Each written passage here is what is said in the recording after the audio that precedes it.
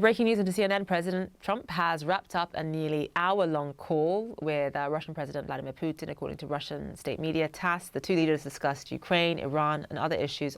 On Ukraine, a Kremlin aide said that President Putin told President Trump that Russia would not back down from its war goals in Ukraine. Let's go to senior White House reporter Kevin Liptak with more. Kevin, what more are we learning about what happened during this call? Yeah, the White House saying that the call has ended, but that's about all they're saying. We're getting most of the details now from the Kremlin side of things. The Kremlin saying that Putin made clear to President Trump that Russia would not back off of its war aims in Ukraine, while at the same time saying that they would continue these bilateral discussions with Ukraine about potentially bringing this war to an end. And so I think if you're President Trump going into this call, very much hoping to make progress on bringing the Ukraine conflict to an end, it's not clear, at least from the Kremlin readout, that he had a great deal of success on that front, but clearly trying to keep open these channels of communication as he works to resolve that conflict. One interesting point that the Kremlin made was that the two men did not discuss this decision on the part of the Trump administration this week to put a halt on weapons shipments to Ukraine. The Trump administration had said that they were concerned about dwindling U.S. stockpiles and put those weapons on hold. That topic did not come up in these two men's conversations, according to Moscow. But it will be interesting to see if and when President Trump describes this particular conversation. You know, the last time that he was talking in public about Putin was at the NATO summit last week, and he said that he thought his Russian counterpart was misguided in this conflict, that he wanted to find a way to bring this war to an end, but that he didn't necessarily know how to do it. It will be interesting to see if this conversation changed the president's perspective in any way. It did come amid this flurry of diplomacy between the West and with Moscow.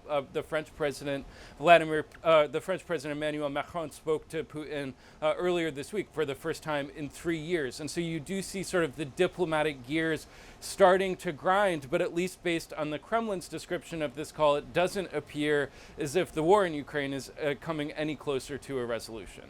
The president just did wrap up his phone call with Russian President Vladimir Putin. I want to get straight to our terrific reporters.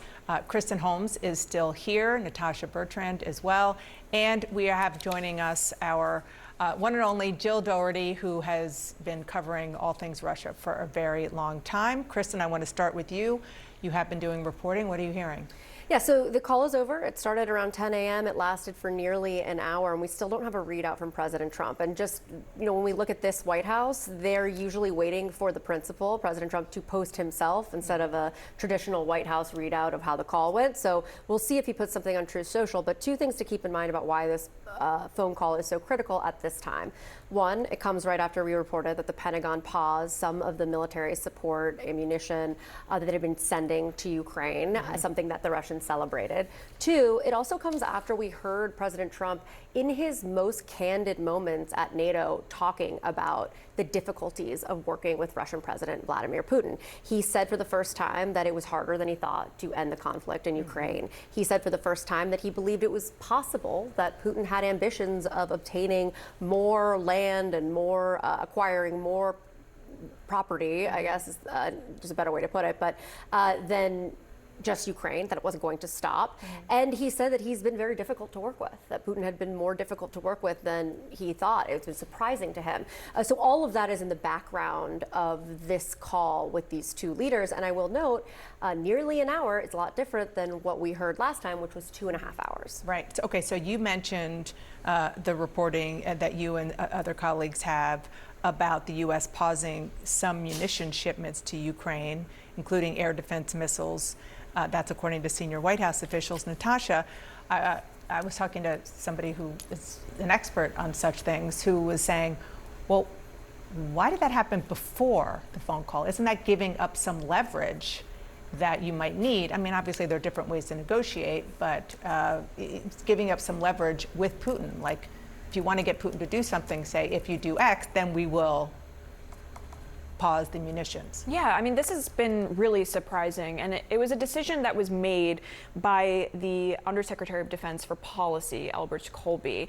And according to the Pentagon, it was done in conjunction with the White House. It was done in conjunction with the Secretary of Defense. This was not a unilateral decision that Colby made.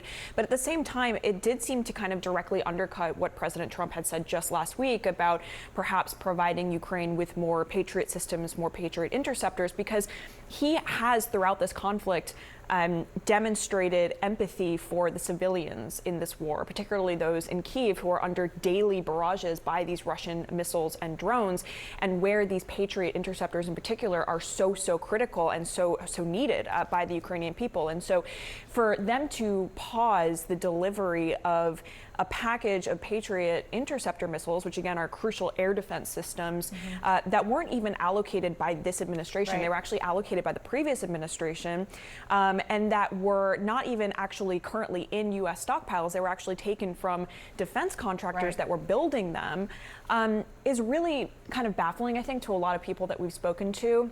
And I think it speaks more broadly to this Pentagon and this administration's desire to say, look, we are now prioritizing the American warfighter. We are now, if you're Albert Colby, who's the Undersecretary of Defense for Policy, we are now prioritizing the China He's trying to send theater. a message. Right, exactly. So whether or not the White House is completely happy with this, given that it seems to be a little bit undercutting what President Trump said, is another question, because we have seen this Pentagon do things before that the White House has not been fully briefed on. Jill, we are getting some information coming from the Kremlin. Here is their readout of this phone call between Presidents Trump and Putin, that they talked about Ukraine and Iran. The Kremlin said it was a business-like call, but that Putin said Russia will not back down from war goals in Ukraine. Well, what's new? I mean, that is what Putin says.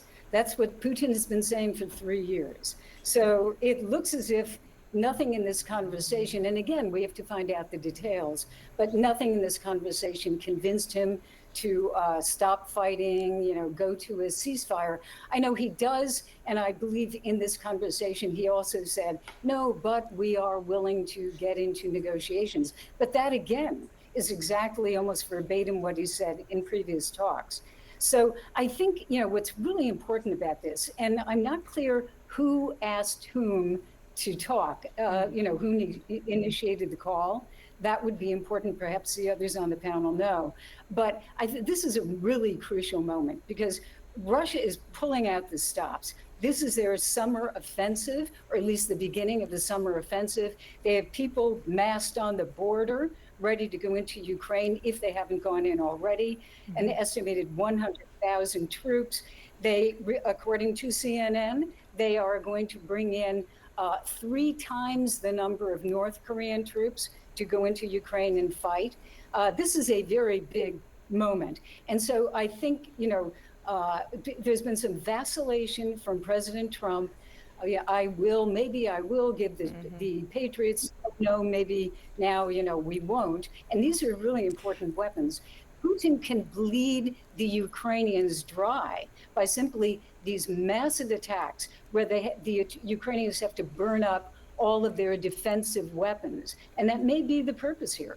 So I don't see any progress. In fact, I think we're regressing here. Jill, real quick, you heard Kristen talk about, and we heard the President Trump talk about the fact that he's been surprised at how difficult Vladimir Putin is to work with. You have covered Vladimir Putin since the beginning of his time in government.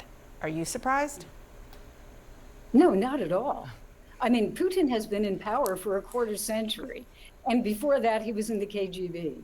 So he knows how to manipulate. And in this situation, he has set out something that he wants, and he's going to find a way to do it, either by, force or devious methods or negotiations and pressure and exploiting situations. So no, I'm not surprised at all. This is modus operandi.